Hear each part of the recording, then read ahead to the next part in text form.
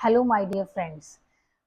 आज 15th day है हमारा सेल्फ लव की जर्नी में। सबसे पहले आपको बहुत बहुत कॉन्ग्रेचुलेशंस कि आप यहाँ तक आए हो। 15 डेज कंप्लीट हुए हैं और 15 डेज हमें कंसिस्टेंटली खुद पर वर्क करना है, खुद की वाइब्रेशंस पर वर्क करना है, खुद के ऑरा पर, खुद की एनर्जी को बढ़ाना है। वेलकम है आप सबका इस जर्नी में। जिन्होंने पिछले 14 डेज की वीडियोस नहीं देखे हैं वो फर्स्ट डे से सारी वीडियोस को देखें, समझें और अपनी जर्नी को स्टार्ट करें। 30 डेज का ये जो चैलेंज है अपनी लाइफस्टाइल को बदलने का पॉजिटिव वे में, अपने माइंडसेट को, अपने थॉट्स को, अपने वर्ड्स को ट्रांसफॉर्म करने की जो जो जर्नी है उसमें बहुत सारे चैलेंजेस आते हैं। इसीलिए आज का जो टॉपिक है उसी पर है। जैसे ही हम इस जर्नी को स्टार्ट करते हैं तो हमें कोई चैलेंज दिखता है। जैसे आप कोई भी चीज़ मैनिफेस्ट कर रहे हो, आपने कोई होपोनोपोनो प्रेयर की या आपने ग्रैटिट्यूड स्टार्ट किया, आपने mirror talk, self talk start किया। जैसे ही थोड़ा सा चैलेंज दिखता है आप डर जाते हो, घबरा जाते हो, फिर आपको डाउट आता है कि क्या ये चीज़ें मेरे लिए वर्क कर रही हैं। बट माय डियर फ्रेंड्स, मैं आपको ये कहती हूँ कि आप कंसिस्टेंट होकर इसको 30 डेज विदाउट एनी डाउट कर लीजिए। 30 डेज के बाद आपको सब रिजल्ट दिखेंगे। आपको ना ये पता ही नहीं चलेगा कि कैसे चीज़ें आपके फेवर में होने लगी। जैसे ही आप किसी चीज़ पर कंसिस्टेंट एफर्ट डालते हो उसके रिजल्ट्स आपको ऐसा लगता है, ऐसा दिखेगा कि रिजल्ट नहीं आ रहे हैं। बट जैसे ही 30 टू 40 डेज कंप्लीट होते हैं एकदम से ऐसे रिजल्ट आते हैं। ये बिल्कुल ऐसा है जैसे, इसको पहले फिजिकल लेवल पर समझते हैं। अगर किसी पर्सन को वेट लूज करना है और उसने 7 डेज 15 डेज अपने ऊपर काम किया और उसे ऐसा लगता है कि वेट लूज ही नहीं हो रहा, क्योंकि वेट लूज करना मुश्किल लगता है। और अगर उसके ऊपर कंसिस्टेंटली 30 डेज, 2 मंथ या 3 मंथ काम कर लेते हो तो ही रिजल्ट्स मिलते हैं। इसी तरह अगर वेट गेन भी करना हो तो भी आपको थोड़े दिनों में तो रिजल्ट नहीं मिलेंगे। ये जो पॉजिटिविटी की जर्नी है, आप इसमें ऐसा नहीं सोचेंगे कि मैं पॉजिटिव नहीं हो पा रही हूँ। अगर आप कल से आज थोड़े भी पॉजिटिव हुए हैं तो भी वो आपकी सेल्फ ग्रोथ में काउंट होगा। अगर मतलब आप पहले जो सिचुएशंस आती थी उसमें आप एग्रेसिव हो जाते थे, रिएक्ट कर देते थे, अभी कुछ ऐसे, जैसे ही आप पॉजिटिविटी को प्रैक्टिस करते हो तो आपकी लाइफ में अंदर ना स्टेबिलिटी आती है, पीस ऑफ माइंड आता है। आप बहुत सारी सिचुएशंस में स्टेबल रहना स्टार्ट करते हो और आपके अंदर का जो एंगर है, जो जेलेसी है, जो नेगेटिव इमोशंस हैं वो आपके अंदर से कम होने लगते हैं। एकदम से कोई भी चीज़ आपको ख़त्म नहीं करनी है और खुद को जज नहीं करना है कि मेरे अंदर ये चेंज नहीं आ रहा। और ये बिल्कुल ऐसा है जैसे, आप इसको ऐसे सोचिए कि जो नेगेटिव माइंडसेट, जो नेगेटिव बिलीफ बने हैं, क्या वो थोड़े दिनों के हैं या बहुत लॉन्ग टर्म के हैं? क्या वो आपने कुछ दिनों में बनाए हैं, कुछ दिनों की प्रोग्रामिंग है? बिल्कुल नहीं। उसको बनने में भी कितना टाइम लगा है, कितना साल लगा है, कितने लाइफ्स लगी हैं। ऐसे ही पॉजिटिविटी को भी, पॉजिटिव लाइफस्टाइल को बनाने में भी कुछ टाइम तो लगेगा। इसलिए consistency is better than perfection. हमेशा खुद के अंदर परफेक्शन को मत ढूंढिए कि मैंने इस चीज को परफेक्ट वे में किया या नहीं किया। स्क्रिप्टिंग करते हैं, डाउट करते हैं सेल्फ के ऊपर कि मैंने सही ढंग से लिखा भी है या नहीं, क्या मेरी स्क्रिप्टिंग की जो लाइंस हैं वो मैंने सही वर्ड्स यूज किए हैं या नहीं। आपको मैं कहती हूँ परफेक्शन को छोड़ दीजिए, फीलिंग पर कंसंट्रेशन कीजिए, कंसिस्टेंसी पर कंसंट्रेशन कीजिए। आपकी कंसिस्टेंसी और आपकी फीलिंग, कंसिस्टेंसी से आपकी फीलिंग्स मॉडिफाई होती हैं। आज आप थोड़े पॉजिटिव हो, कल आप थोड़े और पॉजिटिव होंगे, परसों आप थोड़े और पॉजिटिव होंगे, फिर आप थोड़े और पॉजिटिव होंगे। ये बिल्कुल वैसे है जैसे कोई, किसी को कोई डिसीज़ है और उसको डॉक्टर ने मेडिसिन दी, तो फर्स्ट 7 डेज में उसको थोड़े थोड़े रिजल्ट मिलेंगे, फिर थोड़े नेक्स्ट 7 डेज में उसको और रिजल्ट मिलेंगे, फिर 1 मंथ में उसको और रिजल्ट मिलेंगे, फिर 3 मंथ का जो उसका कोर्स होता है कंप्लीट होता है, फिर उसकी प्रॉब्लम पूरी तरह से, इलनेस पूरी तरह से हील हो जाती है।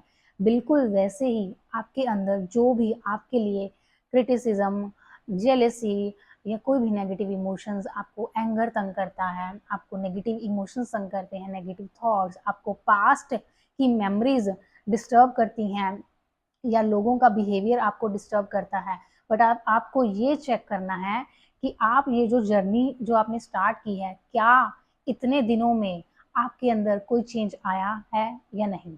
ऑब्वियसली आपके अंदर ज़रूर चेंज आएगा, क्योंकि जब भी हम पॉजिटिव कंटेंट को सुनते हैं, पॉजिटिव कमेंट्स को पढ़ते हैं, पॉजिटिव लोगों की कनेक्शन में आते हैं, तो हो ही नहीं सकता कि आप उनके ऑरा से इन्फ्लुएंस ना हो। ये बिल्कुल ऐसा है, आप बाहर गए, रेन हो रही है या फिर सनलाइट बहुत तेज है और आपके पास वो नहीं है, आपके पास अम्ब्रेला नहीं है या आपने रेनकोट नहीं पहना है, तो ऑब्वियस सी बात है कि वो आपके ऊपर इफेक्ट डालेगी और आप भीग जाएंगे, या अगर धूप है तो आप गर्मी से गीले हो जाएंगे। तो ये बिल्कुल ऐसा है कि वो नेचुरली वे में इफेक्ट करता है। ऐसे ही पॉजिटिविटी अगर आपके आसपास होगी या नेगेटिविटी आपके आसपास होगी, तो हो ही नहीं सकता कि आप इन्फ्लुएंस ना हो उस एनर्जी से। आप जिसकी भी एनर्जी में आते हो, उसकी एनर्जी आपके ऊपर असर डालती है और फिर आप अपनी सेल्फ ग्रोथ पर लगते हो। मतलब ये बिल्कुल ऐसा है कि इससे बचा नहीं जा सकता, एनर्जी से हम कभी बच नहीं सकते। जो भी आप सोच रहे हो ना किसी पर्सन के लिए, वो थॉट्स डायरेक्ट उस पर्सन को जाते हैं, वो आपकी एनर्जी से बच नहीं सकते, और जो थॉट्स वहां से आ रहे हैं आपको, आप भी उनकी एनर्जी से बिल्कुल भी बच नहीं सकते। और अगर वो एनर्जी नेगेटिव है और आप भी नेगेटिव हैं, तो आप बिल्कुल बच नहीं पाते हो। बट अगर आप पॉजिटिव होते हो, तो आप उस एनर्जी से अपने आप को प्रोटेक्ट कर लेते हो। असर फिर भी होता है, लेकिन वो असर थोड़े टाइम बाद कम होने लगता है और कम होने लगता है और कम होने लगता है और कम होने लगता है। जैसे किसी पर्सन ने अपनी इम्यूनिटी को इतना बढ़ा लिया कि उसको वेदर भी तंग नहीं करता, उसकी बॉडी इतनी इम्यूनिटी बढ़ जाती है उसकी, मतलब एक्सरसाइज करना, प्रॉपर डाइट लेना, तो जो इम्यूनिटी है फिर उस इलनेस उसके आसपास नहीं आती, वो पर्सन जल्दी बीमार नहीं होता। बिल्कुल ऐसे ही जब आपका ऑरा स्ट्रांग हो जाता है, आप एक पावरफुल पर्सन बनते हो, आप एक बहुत पॉजिटिव पर्सनालिटी बनते हो, तो आसपास की नेगेटिविटी आपके ऊपर असर करना बंद कर देती है। बट अगर अभी भी उनकी नेगेटिविटी आपको तंग करती है, तो आपको अपने ऊपर कंसिस्टेंटली और वर्क करना है। Consistency is better than perfection. आप अपने आप में परफेक्शन मत ढूंढिए, बस कंसिस्टेंट वे में करते रहिए। जैसे आपने आज ग्रेटिट्यूड स्टार्ट किया, आपने आज सेल्फ टॉक स्टार्ट किया, बट जैसे ही कोई सिचुएशन आई या कुछ कंट्रास्ट आया, कोई नेगेटिव सिचुएशन आई, आपको ऐसा लगा, अगर डाउट किया कि वर्क नहीं कर रहा, आप छोड़ देंगे। मैं कहती हूँ आप मत छोड़िए, बिल्कुल भी मत छोड़िए, क्योंकि ये चीज़ें भी टाइम लेती हैं, अप्रॉक्सीमेटली इसको 1 मंथ। साइकोलॉजी भी कहती है कि 21 डेज में कोई भी नई हैबिट बन जाती है। हमारे ब्रेन में जो न्यूरॉन्स हैं, उसको बनाने के लिए भी 21 डेज का टाइम तो चाहिए। कोई भी रिलेशनशिप को हील कर रहे हो, कोई भी हेल्थ इश्यूज को ठीक कर रहे हो, एटलीस्ट उसके लिए आप 30 डेज या 21 डेज की कंसिस्टेंसी को मेंटेन ज़रूर कीजिए, तभी उसके आपको बेटर रिजल्ट्स मिलते हैं। बिल्कुल ऐसे समझिए जैसे आपने नई गाड़ी चलाना सीखा, तो अगर आपने 2-3 दिन उसको प्रैक्टिस किया, 5 दिन किया, 7 दिन किया और उसके बाद आपने उसको छोड़ दिया, क्या आप एक परफेक्ट वे में ट्रैफिक में गाड़ी चला पाएंगे? नहीं। तो ऐसे ही आपको उसके लिए भी प्रैक्टिस करनी पड़ती है, आपको बार बार अलग अलग सिचुएशन आती हैं, कोई यहाँ से गाड़ी आएगी, कोई वहाँ से आएगी, कोई यहाँ से आपको टर्न लेना है, कोई वहाँ से टर्न लेना है, कोई मतलब कैसी रोड, अलग अलग रोड आएगी, कोई ज़्यादा खराब रोड आएगी, कोई प्लेन रोड आएगी। तो आपको क्या करना है, बस अपनी प्रैक्टिस को जारी रखना है। जैसी भी सिचुएशंस आती हैं उसमें अपनी प्रैक्टिसेस को कभी नहीं छोड़ना। Gratitude, meditation, self talk, journaling, सारी चीज़ें जो भी आप करते हो, उसको बस कंसिस्टेंट वे में अपनी राइट फीलिंग, राइट इंटेंशन के साथ कंटिन्यू रखिए। आपको रिजल्ट्स, आपको दो ही चीज़ें रिजल्ट देती हैं, एक तो आपकी कंसिस्टेंसी और दूसरा आपकी फीलिंग। कुछ लोगों को फीलिंग कुछ लोगों को फीलिंग नहीं आती। मैं ये बात समझती हूँ कि कभी ऐसा होगा कई लोगों के साथ कि उनको फीलिंग नहीं आती, अपने आप के साथ टाइम स्पेंड करने में, उनको बात करने में फीलिंग नहीं आती। सो माय डियर फ्रेंड्स, अगर आपको फीलिंग नहीं आती है तो आपको बहुत ज़्यादा पॉजिटिव चीज़ों की ज़रूरत है, हीलिंग की ज़रूरत है, मेडिटेशन की ज़रूरत है। जैसे ही होपोनोपोनो करोगे, 15 डेज़ का चैलेंज लीजिए, आप होपोनोपोनो रेगुलर बेसिस पर कीजिए, हो ही नहीं सकता कि आपको फीलिंग ना आए, क्योंकि ये जो प्रेयर है आपकी अंदर से सोल को पूरी तरह से हील करती है। जो भी ब्लॉकेजेस आपके अंदर, आपको जो फीलिंग नहीं ना आ रही है अच्छी वाली, मतलब बुरी फीलिंग्स बहुत ज़्यादा स्टक हो चुकी हैं, वो फीलिंग्स को आपको एलिमिनेट करने के लिए ये जो प्रेयर है या मेडिटेशन है या कोई भी ऐसा म्यूज़िक है जिससे आपकी सोल हीलिंग को फील करती है। नेचर में टाइम स्पेंड करने से हीलिंग होती है, रिलीजियस प्लेसेस पर टाइम स्पेंड करने से हीलिंग होती है, पौधों के साथ बैठना, प्लांट्स को पानी देना, ऐसी चीज़ों से भी हीलिंग होती है। सनलाइट में टाइम स्पेंड करना, मून लाइट में टाइम स्पेंड करना, कैसी बहुत सारी चीज़ें होती हैं जिनसे हम अंदर से बाहर से हर तरह से हील होते हैं। जब आप ये कंसिस्टेंट वे में, आप ये सोचिए कि बस ये एक मेडिसिन है जिसको मुझे लेना है मेंटल लेवल पर, जैसे सनलाइट में टाइम स्पेंड, जैसे ही आप अंदर से हील हो जाते हो, आपको बहुत प्यारी प्यारी फीलिंग आती है, बहुत अमेजिंग फीलिंग आती है, आपको एक कंप्लीट फीलिंग होती है।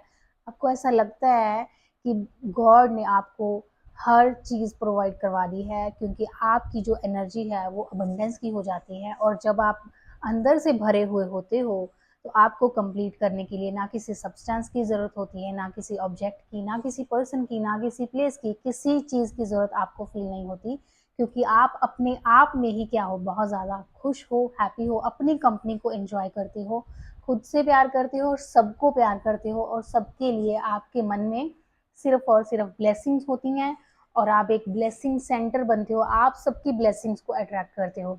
आप अपनी लाइफ में सिर्फ अच्छी चीज़ों, अच्छे लोगों को अट्रैक्ट करते हो, लोगों के कॉम्प्लीमेंट्स को, लोगों के लव को, लोगों की एप्रिसिएशन को भी आप अट्रैक्ट करते हो, जब आप अंदर से हील होते हो, लव से भरते हो और सेल्फ के साथ टाइम स्पेंड करते हो। तो हीलिंग सबसे ज़्यादा इम्पॉर्टेंट है। सो खुद को हील करना हमारी खुद की रिस्पॉन्सिबिलिटी है। सो take care everyone, heal yourself, take care of your life, take care of your soul, take care of your mind. Bye bye, take care, मिलते हैं नेक्स्ट वीडियो में। Lots of love, bye bye.